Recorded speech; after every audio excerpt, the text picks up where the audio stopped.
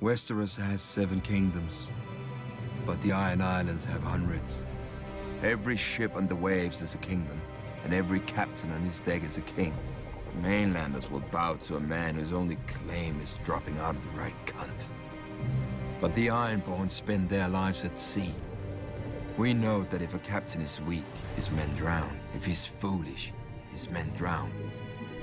But if he's strong, his men carve their names into the world with blood, steel, and song. Any man with a ship may claim the Salt Throne, but the rest of the Ironborn have to give it to him in the Kingsmoot. Our priest claimed the first king of the Iron Islands was the Grey King, who ruled over the sea itself in the dawn of days. He took a mermaid to wife and stole fire from the storm god, and carved the first ship from a demon tree that fed on human flesh. When he died, his 100 sons slaughtered each other until only 16 remained. Since none could overpower the rest in battle, they came together and chose the strongest to be their king. And so began the tradition of the Kingsmoot. A good story for children who don't know that grey is what men become after their strength has fled, or that brothers do not easily submit. Over the centuries, the Kingsmoot has raised the greatest of the Ironborn. Corrid Horror, whose word was law whenever men could smell the salt air or hear the crash of waves. He sacked Old Town and defeated the River King, taking 3 young sons as hostages.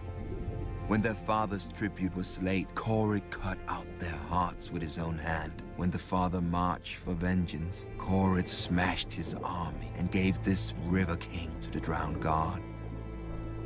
Harwin Horror, born to a king who had a fleet he didn't sail and swords he didn't blood. As an unruly and worthless youngest son, Harwin was sent away to the east to vanish, and so he did. But when his father died, Harwin returned to the Iron Islands for the Kingsmoot. An elder brother objected, so an elder brother fell off a horse, and at the Kingsmoot no man objected. Harwin launched his father's ships for Westeros and took 10 times the Iron Islands from its weak lords, who never expected to face an Ironborn king as skilled on land as at sea. For Harwin had reaped with Eastern pirates and served with Eastern cell swords and learned more of war than the Ironborn could imagine.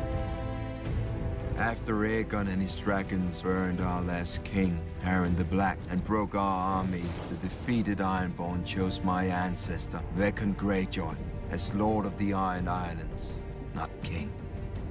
For centuries after, the Kingsmoot was a joke that the Ironborn didn't get. When a Lord Greyjoy died, the captains would meet and choose his eldest son to succeed him. Of course, they argued over it just long enough to show they weren't now like the very mainlanders they despised. Once more, we have a true king, my own brother Balon, who had the balls to seize the driftwood crown, but not the brains to hold it. He is the first king the Iron Islands have had in centuries, and the fool would be the last. The Kingsmoot once chose him over me. They will not have that choice next time.